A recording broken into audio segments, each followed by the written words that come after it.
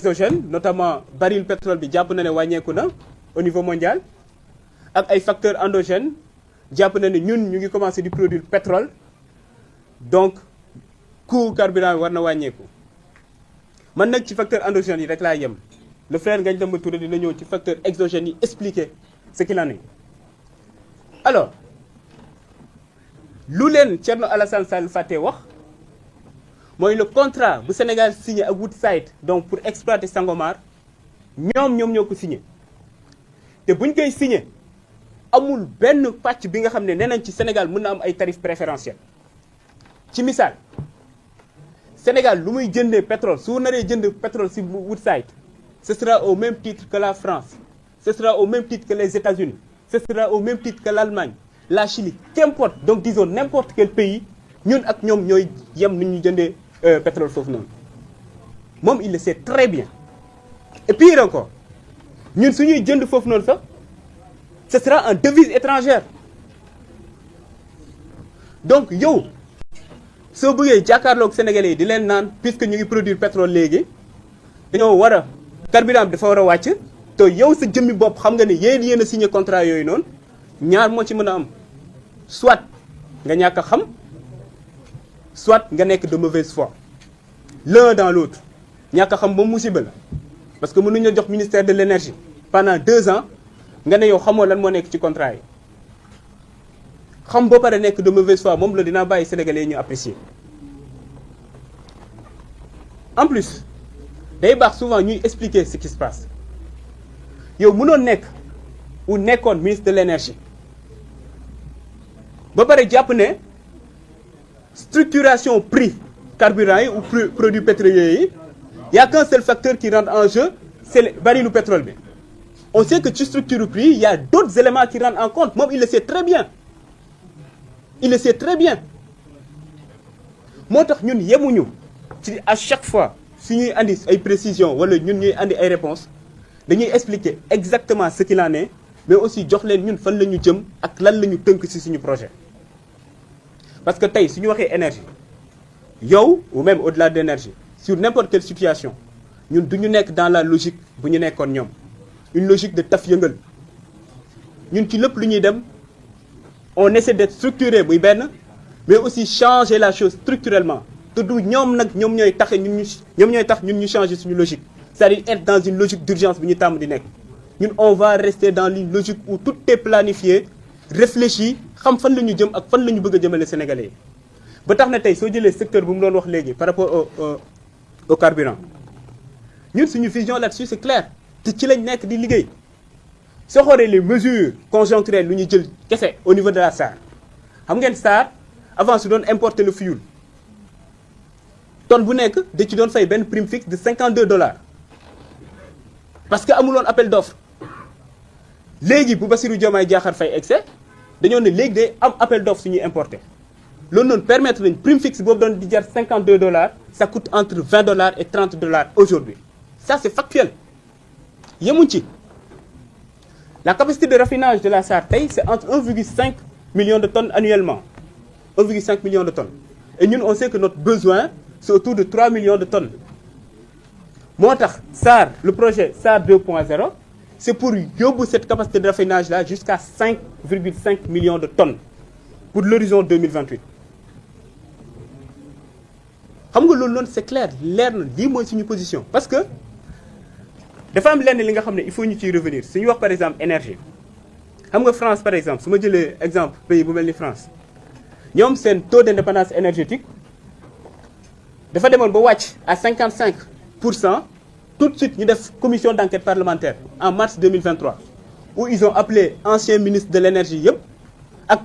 même parfois ay présidents pour laajte leen yan politique ngeen mëne bu tax suñu politique ou suñu taux d'indépendance énergétique wàcc ci misaal suñu wax taux d'indépendance énergétique mooy nga jël rapport entre énergie primaire yi nga xam ne ñun dañ koy produire ci suñu dëkk par rapport aux énergies primaires yi nga xam ne dañ koy consommer suñu waxee énergie primaire nag ñaari type d'énergie primaire moo am les énergies de stock mooy charbon par exemple le gaz le pétrole l'uranium etc les énergies qui ne sont pas renouvelables à l'échelle humaine suñu waxee énergie de flux nag moom moo nekk par exemple énergie solaire muy énergie hydraulique wala énergie éolienne par exemple. Ce sont les énergies renouvelables. Donc yow à chaque fois soo bëggee xam yow sa taux d'indépendance énergétique da ngay def le rapport entre yow énergie primaire yi nga xam yaa ngi koy produire chez sa dëkk par rapport à l'énergie ou aux énergies primaires yi nga xam moom la ñu consommer. te lu tax loolu am solo mooy tey suñu la nee am nga souveraineté côté énergétique ça veut dire que yow sa économie am na benn résilience de sorte que ay choc exogène su amee muy ci baril bi wala leneen ak leneen yow sa économie mën na koo attan c'est-à-dire du am répercussion bu bëri yow ci sa économie wala sa structure économique ñun foofu la ñu jëm ak yéen. loolu noonu c'était juste un point par rapport à moom lu mu wax dem ci carburant bi ak leneen par rapport au bilan mais nag xam naa ne lu ëppal nit ñi solo tey mooy suñu débat man ak moom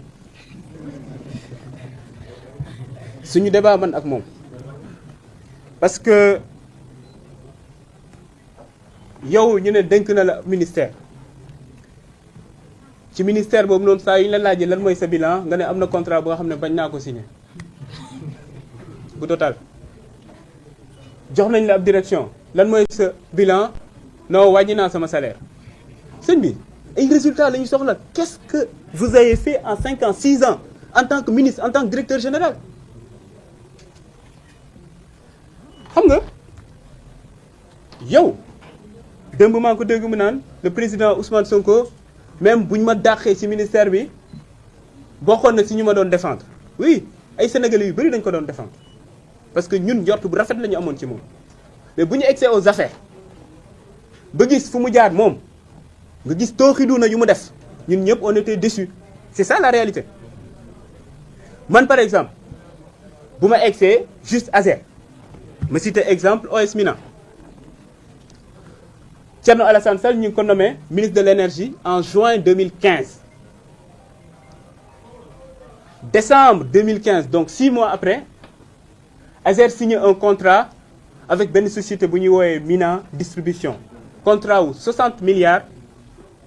pour électrifier 1144 villages le 30 décembre 2015 xam nga soo signé contrat ba pare dès l'instant ñu approuvé ko mën nga demander avance de démarrage mën nga demander aussi les avances au titre des dépenses engagées ñoom nag dañoo andi le 30 décembre vers midi Azer 2015 ñëw déposer la facture pour ne nañ fay la caution d'avance de démarrage ñu ne dañoo bëgg le 30 même ñu def ordonnancement bi def paiement bi ñoom ñu mën a dem encaisser le chèque le même jour instant boobu noonu au niveau de l'Azer il y avait pas de couverture budgétaire suñu waxee couverture budgétaire c'est-à-dire ñu budgétiser projet bi naan telle année ou 2016 parce que 2016 lañ ko budgétiser woon mën nañu décaisser tant avance de démarrage yi par exemple ak les avances au titre de dépenses engagées ñoom bu ñu egsee ñu ne mënuñu décaisser waa Azer wax leen ko mënuñu décaisser actuellement parce que y a pas de couverture budgétaire te xam nga suñu ne budget xam nañ ne ministère de tutelle bi muy donc instant boobu noonu le délégant parce que il faut rappeler que Azer le maître d'ouvrage délégué du ministère de l'énergie donc le délégant j'ai pas dit délinquant j'ai dit le délégant c'était Thierno Alassane Sall en tant que ministre de l'énergie donc moom moo war a approuver budget bi yóbbu ko ministère des finances pour ñoom aussi ñu approuver il y a pas de couverture budgétaire waa Azer nee nañ duñu décaisser vers 17h 18h ku ñu naan Farba Ngom xaabari ñëw Azer naan mën nañ def décaissement bi le même jour ba finalement ñu def ordonnancement bi def paiement bi le 30 décembre bloqué compense yi au niveau de la banque dem au niveau de la banque pour encaisser le chèque de 12 milliards de francs CFA sans couverture budgétaire Farba Ngom lu ci yoonam nekkul ministre de l'énergie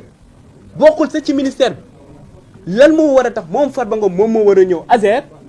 ba li nga xam ne nee nañ duñ ko décaisser parce que y a pas de couverture budgétaire moom mu tax ñu décaisser ko moo tax souvent suy wax ne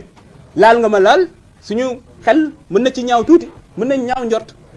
parce que effectivement il était acteur en tant que ministre de l'énergie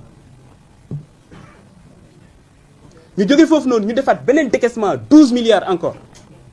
pour naan avance de démarrage defaat beneen décaissement 3 milliards donc 27 milliards sur les 60 milliards alors que code des marchés publics ci avance de démarrage ak avance au titre des dépenses engagées 40% moo nekk le montant maximum bu ñu war a décaisser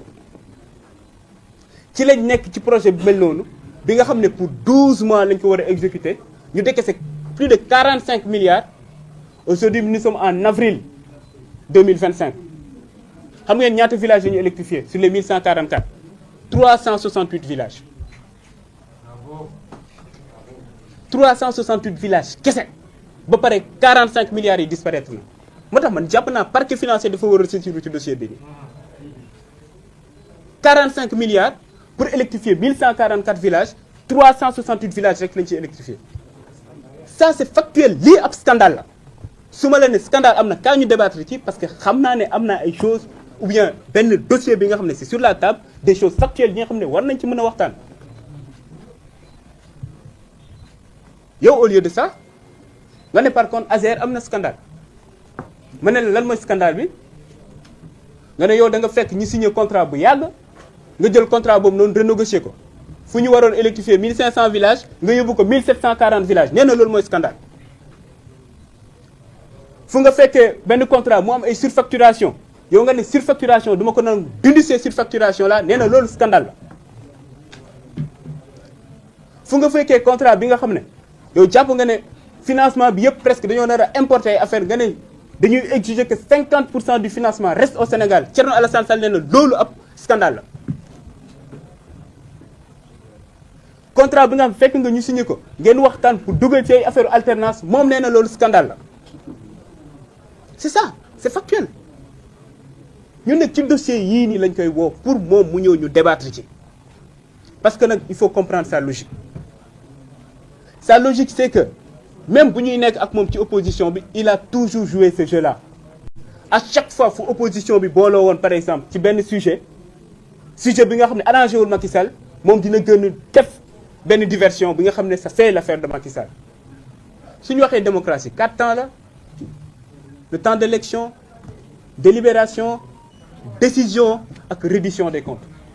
ñun temps reddition des comptes lañ nekk ku wax reddition des comptes actuellement gis nañ effet bu muy def ci Sénégalais parce que ñëpp bëgg a xam seen xaalis fan la dugg ñen ñoo luubal moom nee na loolu amalu ko solo dina créer waat diversion pour defaat encore l'affaire de Macky Sall ñun nag duñ ko nangu Sénégalais yi duñ ko nangu moo taxoon ñun tey ñu gën pour andi quelques leeral pour ne ko ne ñun lu ñuy xaar ci moom moom mu ne ñu ne moom bu muy nekk aux affaires lan ak lan la def ñun ñu ñëw débattre ci ak moom parce que loolu rek la ñuy xaar ci moom muy benn. deuxièmement man soo ma ne lan mooy sa bilan moom Thierno Alassane soo ko ne lan mooy sa bilan maa ngi ko doon wax léegi ARTP mu ne la wàññi naa sama salaire ñun amul kenn ko fiy gis mu nekk ab DG mu ñëw ci direction te fekk fa yenn yi nga xam ne jàppoon nañu di yontu dindiwu ko man damay joxe sama exemple Azer rek vous avez vu le rapport de la Cour des comptes gis ngeen DG bi li mu doon am man bu ma egsee yenn unité de gestion de projet yenn yi dañ leen naan 3 millions yenn yi lépp la ñu dindi ci suñu salaire est-ce que gis ngeen ñu communiqué ci parce que jàpp nañ loolu noonu du résultat yi mooy lu facture lu Sénégalais yi di xaar ci ñun lu tax ñu votel ñu mais pas fekk nga nit ki mu ngi fayeeku lii wàññi naa ko et cetera loolu jàpp nañ du résultat gars c'est important parce que on parle d'intégrité on parle de dire que là dañoo war a wàññi le train de vie de l'État am na solo mais c'est pas que ça que les Sénégalais attendent de nous en tant que dirigeants moom aussi Sénégalais yi nekk loolu lañ doon xaar ci moom lu ñu doon xaar ci moom mooy poste yu ñu ko dënkoon yan jéego la fa def mais pas que bëgg a gën a naan sama bilan mooy signé wu ma tel contrat sama bilan mooy wàññi naa sama salaire ñu ngi koy xaar ci yeneen point nag parce que le frère Ngagne Demba Touré dina ci dellu si ci yenn contrat yi nga xam ne signé nag jàpp nañ sa moo gën a grave yenn yi nga xam ne bañoon na ko signé maa ngi leen di sant di leen gërëm